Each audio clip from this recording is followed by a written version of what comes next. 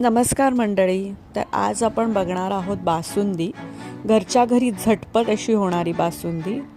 तर मी दूध आता तापवत ठेवलं आहे. तर 1 लिटर मी हे दूध घेतलेलं आहे आणि ते मी आता उकळी काढायला ठेवलं आहे.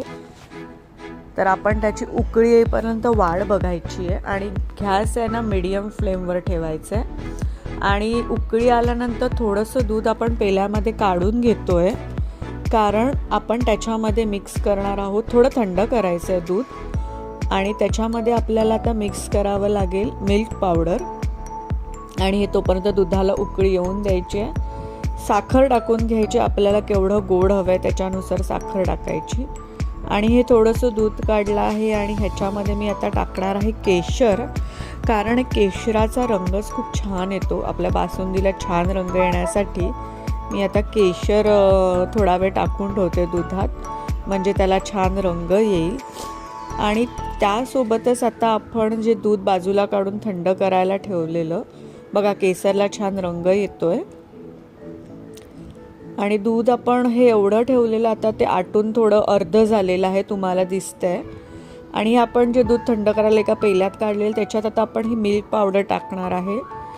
कुठच्याही कंपनीची मिल्क पावडर तुम्ही घेऊ शकता. थोडी थोडी करून टाकायची आणि ढवळायचं आहे, म्हणजे गुठळ्या होत नाही त्याच्या. आणि चांगलं ढवळून घ्यायचं आहे, गुठळ्या अजिबात झाल्या नाही पाहिजे.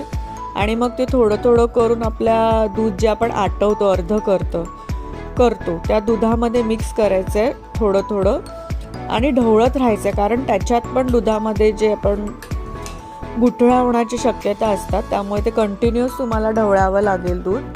आणि आता आपण जे केसर टाकलेले दूध आहे ते मिक्स करतो आहे रंग येण्यासाठी. तसं तुम्हाला दिसतंच आहे, त्याचा रंग ऑलरेडी आलेला आहे. आणि उकळी काढायची, म्हणजे ढवळत तर राहायचंच पण उकळी काढायची, त्याचा रंग थोडासा बदलतो. हे बघताय तुम्ही आता याला पूर्ण बासुंदीचा रंग आला आहे. पूर्ण आपलं व्हाईट दूध आहे जे पिवळं झालेलं आहे केसरमुळे, मिल्क पावडरमुळे त्याला एक घट्टपणा येतो. ॲक्च्युली खूप जण कॉर्नफ्लॉवर पण टाकतात, पण कॉर्नफ्लॉवरपेक्षा मी मिल्क पावडर तुम्हाला सजेस्ट करेन ते टाका. आणि आपल्या आवडीनुसार त्याच्यात ड्रायफ्रूट टाकायचं आहे, जे तुम्हाला आवडतात, जेवढे तुम्हाला प्रमाण पाहिजे त्यानुसार ड्रायफ्रूट टाकून ढवळायचं आहे. आणि मग थोडंसं सेट करायला आपल्याला त्याला फ्रीजमध्ये ठेवायचे बासुंदी.